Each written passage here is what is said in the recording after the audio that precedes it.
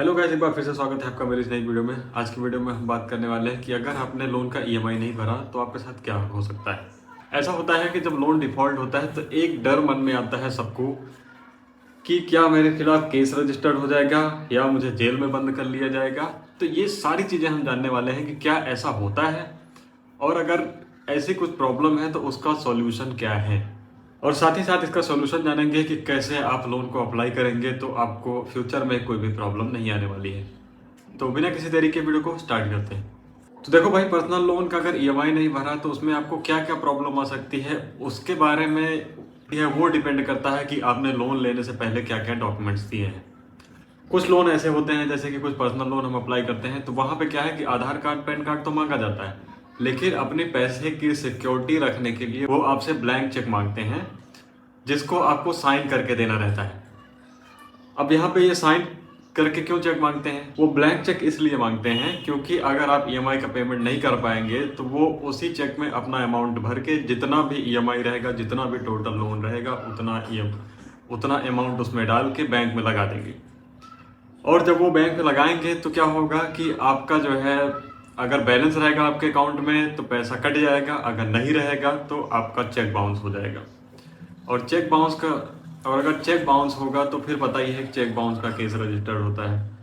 ठीक है, तो यहाँ से आपको परेशानी शुरू हो सकती है, तो इस बात का ध्यान रखना। और दूसरा पॉइंट ये है कि अगर आपने ईएमआई डिफ़ॉल्ट कर दी तो फिर आपका सिविल स्कोर खराब हो जाएगा। भाई, सिविल स्कोर बहुत इंपॉर्टेंट है, इनका मेन टारगेट तो सिविल स्कोर ही रहता है। सिविल स्कोर अगर आपका डाउन कर दिया तो फ्यूचर में कभी भी लोन नहीं मिलेगा।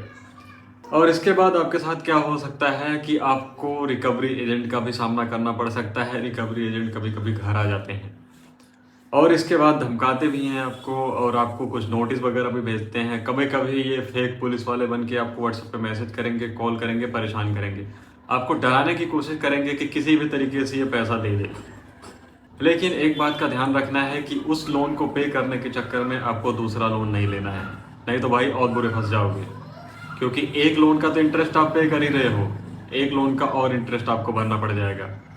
तो ये मत सोचो कि अभी के लिए ये मुझे प्रॉब्लम क्रिएट कर रहा है, इससे बहुत टेंशन है, मैं इसका पेमेंट कर देता हूँ, बाद का बाद में देखेंगे। ये सोचोगे तो भाई फंस जाओगे पूरी तरीके से। इसके बाद क्या है कि बहुत सारे लोग क्या करते हैं कि वो प्ले स्टोर से जो एप्लीकेशंस होती हैं, एनबीएफसी कंपनियां होती हैं, ये सब क्या है कि ये लोन आपको प्रोवाइड करती हैं, लेकिन यहाँ पे कुछ चीज़ें आपको नहीं बताई जाती हैं कि बाद में आपके साथ क्या होने वाला है और कितना इंटरेस्ट लगने वाला है। लेट पेमेंट नहीं करोगे तो कितना लेट फीस यहाँ पे लगने वाली है, क्योंकि 500 रुपये का 15,000 रुपये कब हो जाता है वो पता ही नहीं चलता है।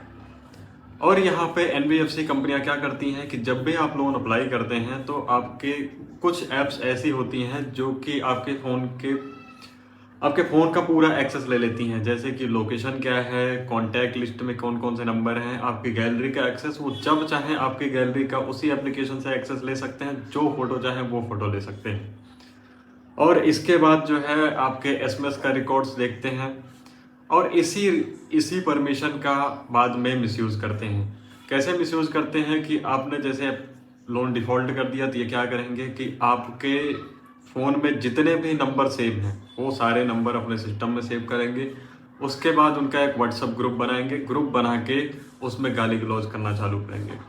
उसके बाद उसी नंबर पे कॉल करके धमकी देंगे, गाली गलौज करेंगे कि अगर आपका अमाउंट 500 रुपये है तो वो 15,000 बताएंगे कि फला आदमी ने इतना रुपया लोन लिया है और पेमेंट नहीं किया है। ये सारी चीज़ें करते हैं। और ये कौन करते हैं बताऊं? जो बैंक या एनबीएफसी कंपनियां होती हैं, ये इनके खुद के एजेंट नहीं रहते, ये थर्ड पार्टी कंपनी के एजेंट्स हायर करते हैं। इनका काम ही यही है कि पैसा वसूली करना, चाहे वो गाली गलौज करके, कुछ भी करके, कितना भी नीचे गिरना पड़े, लेकिन पैसा मिलना चाहिए किसी भी हालत में। चलो, जो कुछ भी था ये सब तो हो गया, कुछ भी फर्क नहीं पड़ता, आपको खुद भी फर्क नहीं पड़ा, जो होगा देख लेंगे यार, कोई टेंशन नहीं है। ठीक है, कोई प्रॉब्लम नहीं है, लेकिन यहाँ पे आपका सिविल तो खराब होगा ही। चलो, सिविल का भी टेंशन नहीं है, तो इसके आगे क्या कर सकते हैं? देखो, एक तो अगर वो डिपेंड करता है कि आपका लोन सिक्योर लोन है या अनसिक्योर लोन है।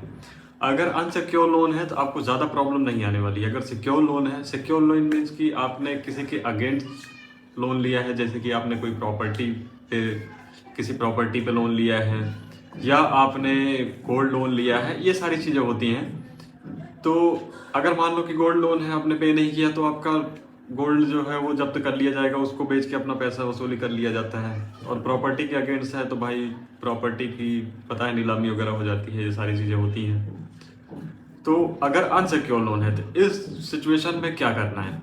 देखो, अगर अनसिक्योर लोन है तो आपको देखो जितना टाइम लेना है लो, लेकिन ध्यान देना कि इतना भी ज़्यादा टाइम मत लो कि लोन सेटलमेंट कर दें अपने आप ही या राइट ऑफ हो जाए। आपको छोटी छोटी ईएमआई पे करना है। अगर मान लो कि आपके पास आपका 10,000 रुपये लोन है, आप पे नहीं कर पा रहे हो, ईएमआई मान लो उसकी 2500 रुपये, 2000 रुपये है, तो आपके पास जितना पैसा है उतना पे करते जाओ, ठीक है।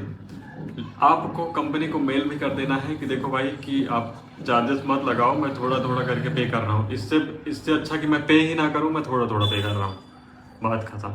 थोड़ा थोड़ा अमाउंट पे करते जाओ, धीरे धीरे अमाउंट कम हो जाएगा। जब आपके पास पैसा हो जाए तो इकट्ठा अमाउंट पे कर दो, ठीक है। इससे क्या है कि पेमेंट एक्टिविटीज़ भी बनती रहती हैं और बैंक या एनबीएफसी कंपनियों वालों को ये लगता है कि ये पर्सन इनएक्टिव नहीं है, बिल्कुल लोन लेके भूल नहीं गया है, अपना पेमेंट जितना भी पैसा हो रहा है ये कर रहा है पेमेंट और फ्यूचर में पेमेंट कर देगा।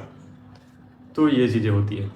और एनबीएफसी कम देखो, और अगर एनबीएफसी कंपनी है, जैसे कि ऐप्स वगैरह आपने डाउनलोड कर ली, बहुत सारी फेक ऐप्स होती हैं, वो सब ऐप्स डाउनलोड कर ली, तो देखो पहले क्या है, आपने लोन अप्लाई किया, ठीक है, उसके तुरंत बाद आपको ऐप को डिलीट कर देना है।